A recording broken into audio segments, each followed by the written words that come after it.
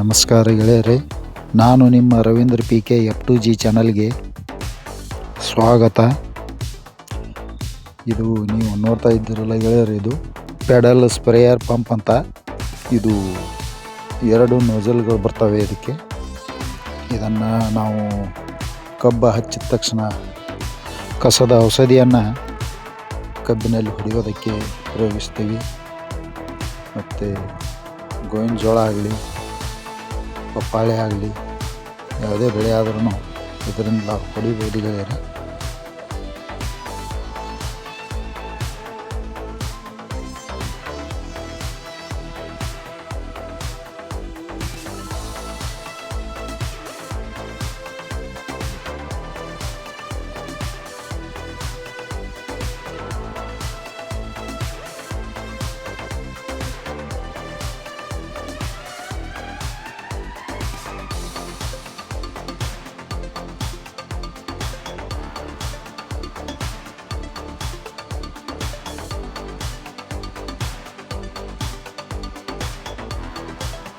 ಈಗ ಇದು ಪೈಪ್ ನೋಡ್ತಾ ಇದ್ದಾರಲ್ಲ, ಇದು ಫುಟ್ ವಾಲ್ವ್ ಅಂತ. ಇದನ್ನು ಬಕೆಟಲ್ಲಿ ಇಟ್ಟು ಒಳಗಡೆ ಔಷಧಿಯನ್ನು ಜಗ್ಗತ್ತಲ್ಲ, ಪುಷ್ ಮಾಡಿದ ತಕ್ಷಣ ಆ ಒಂದು ಪೈಪು ಇದು ಒಳಗಡೆ ಇನ್ಲೈನ್ ಆಗಿ ಜಗತ್ತೆ. ಕಾಲಿನಿಂದ ಪುಷ್ ಮಾಡಿದ ತಕ್ಷಣ ಒಳಗಡೆ ಜಗ್ಗಿ ಒಳಗಡೆ ಒಯ್ಯುತ್ತೆ ಔಷಧಿಯನ್ನು. ಆ ಒಂದು ಪೈಪು ಇದು ಗೆಳೆಯರೆ. ಈಗ ಇದನ್ನು ನಾವು ಯೂಸ್ ಮಾಡ್ತಿಲ್ಲ. ಇದು ಫುಟ್ಬಾಲ್, ಇದು ನೋಜಲ್. ಇದು ಮುರಿದಿದೆ ಗೆಳೆಯರೆ ಫುಟ್ಬಾಲ್. ಇದನ್ನು ನಾವು ಇಲ್ಲಿವರೆಗೆ ಉಪಯೋಗಿಸ್ತಾ ಬಂದಿದ್ವಿ, ಈಗಲೂ ರೆಡಿ ಇದೆ, ನಾವು ಉಪಯೋಗಿಸ್ತಿಲ್ಲ ಅಷ್ಟೇ. ಈ ಕಾಲಿನಿಂದ ಈ ರೀತಿ ಇದನ್ನು ಪುಷ್ ಮಾಡಬೇಕು. ಪುಷ್ ಮಾಡಿದರೆ ಈ ರೀತಿ 2 ನೋಜಲ್ಗಳು ಬರ್ತವೆ. ಆ ಒಂದನೇ ನೋಜಲ್ ನಾವು ಮಾತ್ರ ಯೂಸ್ ಮಾಡೋದು, ಯಾಕಂದರೆ ಇದು 2 ನೋಜಲ್ಗಳಿಗೆ 2 ಜನರು ಬೇಕಾಗ್ತಾರೆ. ಒಬ್ಬ ಪುಷ್ ಮಾಡಲಿಕ್ಕೆ ಬೇಕು. ಈ ಒಂದು ಔಟ್ಲೈನ್ ನೋಜಲ್ ಇದು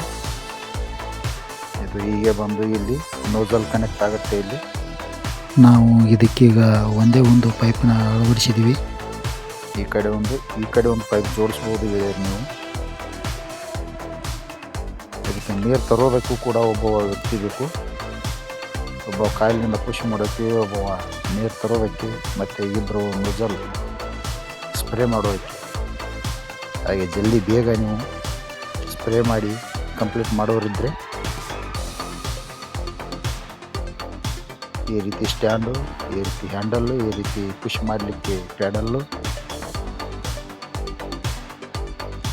ಇದನ್ನು ಎತ್ತಿಡ್ತಾ ಹಾಗೆ ಹೋಗಬೇಕು. ಬಕೆಟ್ ಒಂದು ಕೈಯಲ್ಲಿ ತಗೊಂಡು ತೊಳೆಯುವ ವ್ಯಕ್ತಿ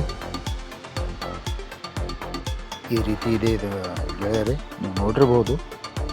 ಅದು ನಾವು ಇದನ್ನು ಈಗ ಚಾರ್ಜರ್ ಬ್ಯಾಟ್ರಿ ಬಂದಿವೆ, ಪೆಟ್ರೋಲ್ ಪಂಪ್ ಬಂದಿವೆ. ಆ ಕಾರಣದಿಂದಾಗಿ ಇದನ್ನು ನಾವು ಉಪಯೋಗಿಸ್ತಿಲ್ಲ.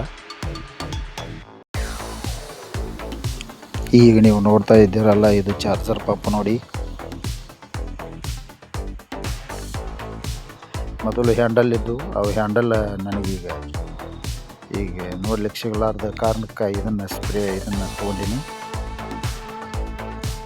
ಇದು ಚಾರ್ಜರ್ ಪಂಪ್ ಅಂತ. ಇದು ನೋಜಲ್ ನೋಡಿ ಗೆಳೆಯರು. ಇದಕ್ಕೆ ಚಾರ್ಜರ್ ಒಳಗಡೆ ಬ್ಯಾಟ್ರಿ ಇರುತ್ತೆ. ಇದು ನೋಜಲ್ಲು. ಇದಂತೂ ಈಗ ಸರ್ವೇ ಸಾಮಾನ್ಯ ಎಲ್ಲರೂ ಯೂಸ್ ಮಾಡ್ತಕ್ಕಂಥ ಒಂದು ಪಂಪು. ರೀಸೆಂಟ್ಲಿ ಈಗ ಚಾಲ್ತಿ ಒಳಗಡೆ ಇರ್ತಕ್ಕಂಥ ಹೆಚ್ಚಿನ ಒಂದು ಪಂಪು ಅಂತಂದರೆ ಇದೇ ಗೆಳೆಯರು. ಈಗ ಎಲ್ಲರೂ ಉಪಯೋಗಿಸ್ತಾ ಇದ್ದಾರೆ. ಸಾಮಾನ್ಯ ವ್ಯಕ್ತಿನ ಹಿಡ್ಕೊಂಡು ಹೈ ಲೆವೆಲ್ ವ್ಯಕ್ತಿಯವರೆಗೂ ಕೂಡ ಕೃಷಿಯಲ್ಲಿ ಇದನ್ನು ಉಪಯೋಗಿಸ್ತಾ ಇದ್ದಾರೆ. ಇದು ಮೊದಲು ಬೇಕೇ ಬೇಕು, ಯಾಕಂದರೆ ಇದು ಕೇವಲ ಒಬ್ಬ ವ್ಯಕ್ತಿಯಿಂದ ನಡೆಯುತ್ತದೆ. ಬೇರೆ ಇನ್ನೊಬ್ಬರು ಬೇಕು ಅನ್ನೋ ಹಾಗಿಲ್ಲ. ಆ ವ್ಯಕ್ತಿ ಒಬ್ಬನೇ ಔಷಧಿಯನ್ನು ಕಲಿಸಿಕೊಂಡು ಇದರಲ್ಲಿ ಹಾಕಿಕೊಳ್ಬೋದು, ಮತ್ತು ತಾನೇ ಸರ್ವೇ ಸಾಮಾನ್ಯವಾಗಿ ಅದನ್ನು ಎತ್ತಿಕೊಂಡು ಹೊರಬಹುದು ಗೆಳೆಯರೆ. ಇದು 16 ಲೀಟ್ರ್ ನೀರು ಹಿಡಿತದೆ. ಇದು ಚಾರ್ಜಿಂಗ್ ಪಾಯಿಂಟು.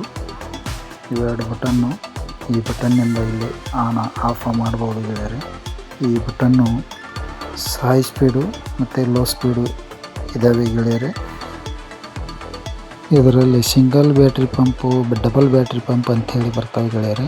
ತಮಗೆ ಯಾವುದು ಬೇಕೋ ಅದನ್ನು ಮಾರ್ಕೆಟಲ್ಲಿ ಕೊಂಡ್ಕೊಂಡು ಉಪಯೋಗಿಸ್ಬೋದು ಗೆಳೆಯರೆ. ಇದು ಬ್ಲೋವರ್ ಪಂಪ್ ಅಂತ. ಇದನ್ನು ನಾವು ಕಬ್ಬಿನಲ್ಲಿ ಬಿಳಿ ಏನಿನ ಒಂದು ಸಮಸ್ಯೆ ಉಂಟಾದಾಗ ಇದನ್ನು ಹೆಚ್ಚಿಗೆ ನಾವು ಬಳಕೆ ಮಾಡೋದಕ್ಕೆ ಅಂತ ತಂದಿದ್ದು ಗೆಳೆಯರೆ. ಮೊದಲು ನೀಲಿ ಪೆಟ್ರೋಲ್ ಪಂಪು ಭಾಳ ಆವಾಜ್ ಮಾಡ್ತಿತ್ತು. ಆ ಒಂದು ಪಂಪನ್ನು ಯೂಸ್ ಮಾಡ್ತಿದ್ವಿ. ಈಗ ಅದು ಇಲ್ಲ. ಈಗ ಇದು ಅದಕ್ಕಿಂತಲೂ ಸುಪ್ರಿ. ಅದು ಬಹಳ ಕಾಡೋದಕ್ಕೆ ಶುರು ಮಾಡೋದರಿಂದ ಆ ಕಾರಣಕ್ಕೆ ಇದನ್ನು ತಂದಿದ್ವಿ. ಇದು ಸ್ವಲ್ಪ ಕಾಸ್ಟ್ಲಿ ಇದೆ ಗೆಳೆಯರೆ. ಇದರಿಂದ ಗಾಳಿನೂ ಕೂಡ ಬಿಸ್ಕೋಬೋದು ಗೆಳೆಯರೆ. ಅಂದರೆ ಯಾವ ರೀತಿ ಅಂತಂದರೆ, ಈಗ ನಾವು ತೊಗರಿ ಆಗಲಿ, ಕಡಲೆ ಆಗಲಿ, ಗೋವಿನ ಜೋಳ ಆಗಲಿ, ಜೋಳ ಆಗಲಿ, ಯಾವುದೇ ರೀತಿಯಿಂದಲೂ ಅದರಲ್ಲಿ ಸೊದೆ, ದೂಸು ಇಂಥದ್ದು ಯಾವುದಾದ್ರೂ ಇದ್ದರೆ ಇದನ್ನು ಚಾಲೂ ಮಾಡಿ ನಾವು ಇದನ್ನು ಹಿಡಿದ್ರೆ ಸಾಕು ಗೆಳೆಯರೆ. ಒಬ್ಬ ಹಿಡಿಬೇಕು, ಒಬ್ಬ ತೋರಬೇಕು. ಇದರಿಂದ ಎಲ್ಲ ಒಳಗಡೆ ಇರ್ತಕ್ಕಂಥ ಕಾಳಿನಲ್ಲಿ ಇರ್ತಕ್ಕಂಥ ಎಲ್ಲ ದೂಸು ಹಾಗೆ ಹೋಗುತ್ತೆ ಗೆಳೆಯರೆ. ಅಷ್ಟೊಂದು ಫಾಸ್ಟಾಗಿ ಇದು ಊರುತ್ತೆ ಗೆಳೆಯರೆ. ಇದರಿಂದ ನಾವು ಅರಿಶಿಣವನ್ನು ಕೂಡ ಸ್ವಚ್ಛ ಮಾಡ್ಕೊತೀವಿ.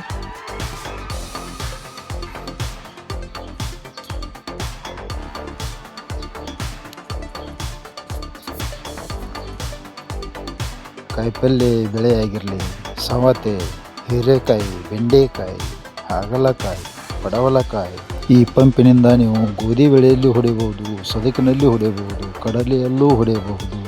ಬಹು ಉಪಯೋಗಿ ಮಷೀನ್ ಆಗಿದೆ ಇದು ಗೆಳೆಯರೆ.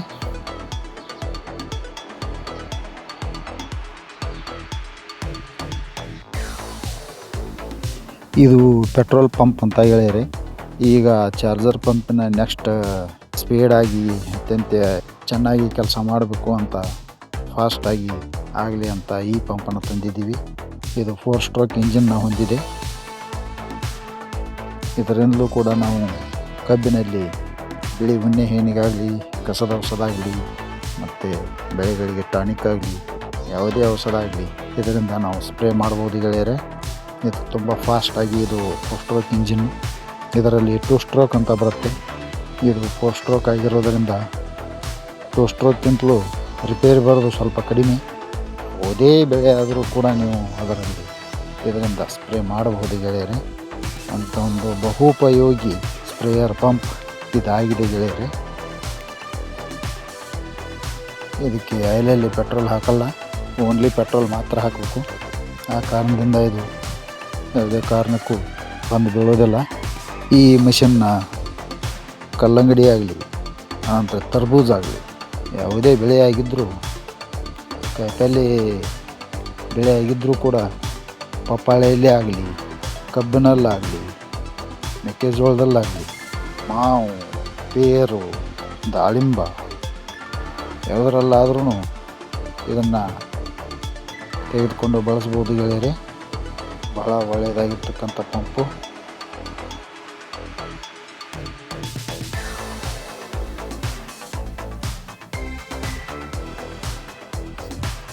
ಇದು ಗೆಳೆಯರೆ ಟ್ರ್ಯಾಕ್ಟ್ರ್ STP ಪಂಪ್ ಅಂತ.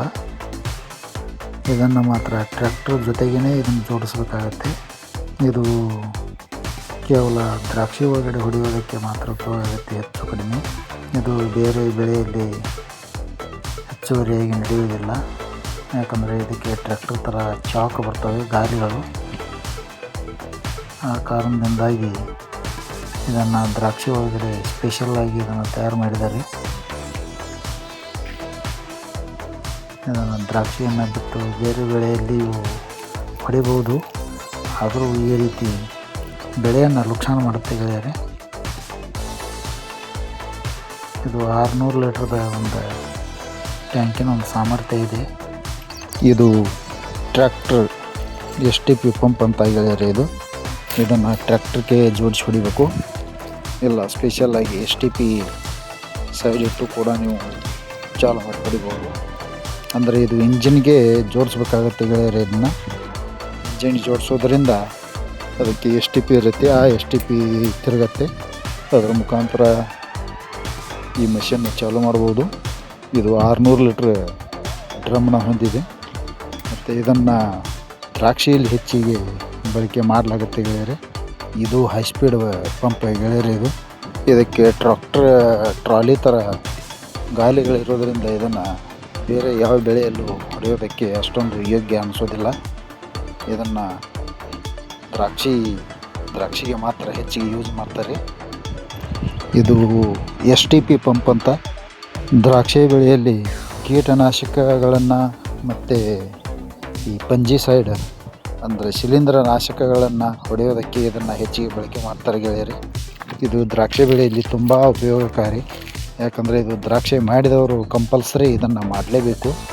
ಯಾಕಂದರೆ ಇದಕ್ಕೆ ಒಂದು ನೀವು 20 HP 21 HP ಟ್ರ್ಯಾಕ್ಟ್ರ ಇದನ್ನು ಅದರ ಜೊತೆಗೆ ಬೇಕೇ ಬೇಕು. ಇಲ್ಲ 18 HP ಆಗಲಿ, ಇಲ್ಲ 35 HP ಆಗಲಿ, ತಮಗೆ ಯಾವ ಟ್ರ್ಯಾಕ್ಟರ್ ಬೇಕು ಆ ಟ್ರ್ಯಾಕ್ಟರ್ನ ಇದಕ್ಕೊಂದು ಕನೆಕ್ಟ್ ಮಾಡಲೇಬೇಕು. ಇದು ಯಾಕೆ ದ್ರಾಕ್ಷಿಯಲ್ಲಿ ಮಾತ್ರ ನಡೆಯುತ್ತೆ ಅಂತಂದರೆ, ದ್ರಾಕ್ಷಿ ಒಳಗಡೆ ಮಧ್ಯದಲ್ಲಿ 8 ಫೂಟು ಜಾಗ ಇರುತ್ತೆ ಗೆಳೆಯರಿ. ಅದು ದ್ರಾಕ್ಷಿ ಮೇಲೆ ಅಂತರದಲ್ಲಿ ಬೆಳೆಯುವ ಬೆಳೆಯಾಗಿದ್ದರಿಂದ ಅದರ ಒಳಗಡೆ ಕಲ್ಲನ್ನು ನೆಟ್ಟು ಅದರ ಮೇಲೆ ಕಲ್ಲಿಗೆ ಎಂಗಲ್ನ ಬಿಗಿದು ಅಂತರದಲ್ಲಿ ದ್ರಾಕ್ಷಿಯನ್ನು ಬೆಳೆಯಲಾಗುವುದರಿಂದ ಇದು ಬುಡಕ್ಕೆ ಹಾದು ಹೋಗೋದಕ್ಕೆ ಇದಕ್ಕೆ ರಸ್ತೆ ಥರ ಜಾಗ ಇರುತ್ತೆ. ಆ ಕಾರಣದಿಂದ ಈ ಬೆಳೆ ನುಕ್ಸಾನ ಆಗೋದಿಲ್ಲ. ಆದರೆ ಮತ್ತೊಂದು ಬೆಳೆಯಲ್ಲಿ ಆದರೆ ಎಲ್ಲ ನೆಲದ ಮೇಲೆ ಬೆಳೆಯೋದರಿಂದ ನೆಲದ ಮೇಲೆ ಗಾಲಿಗಳು ಹಾದು ಬೆಳೆ ನುಕ್ಸಾನ ಆಗುತ್ತೆ ಗೆಳೆಯರಿ. ಆ ಕಾರಣದಿಂದ ಇದನ್ನು ದ್ರಾಕ್ಷಿ ಒಳಗಡೆ ಮಾತ್ರ ಉಪಯೋಗಿಸ್ತಾರೆ.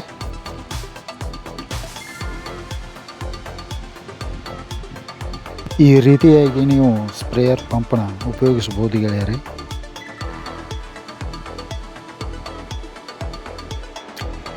ಈ ವಿಡಿಯೋ ಇಷ್ಟ ಆಗಿದ್ದರೆ ಒಂದು ಲೈಕ್ ಕೊಡಿ, ಶೇರ್ ಮಾಡಿ, ಏನಾದರೂ ಸಮಸ್ಯೆ ಇದ್ದರೆ ಕಮೆಂಟು ಮಾಡಿರಿ, ಹಾಗೆ ಸಬ್ಸ್ಕ್ರೈಬ್ ಕೂಡ ಮಾಡಿ. ನಮಸ್ಕಾರ ಗೆಳೆಯರಿ.